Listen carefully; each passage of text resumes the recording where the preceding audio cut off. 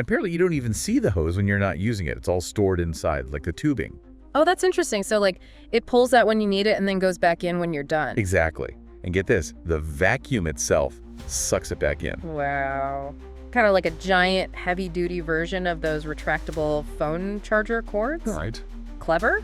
I can already see the appeal. No more tangled hoses lying around the workshop. Definitely a safety hazard, especially in a busy workspace. Totally.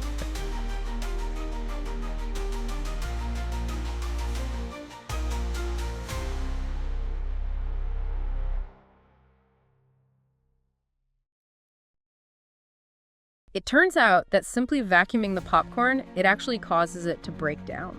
Wait, what?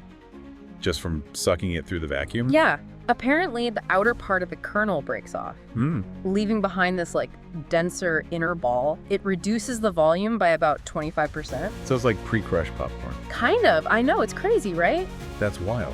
Did they try to break it down even further? They did. They experimented with a few things, like running it through multiple bends. Oh, to like smash it out more. Yeah, and creating these impact zones, places where the popcorn would hit harder.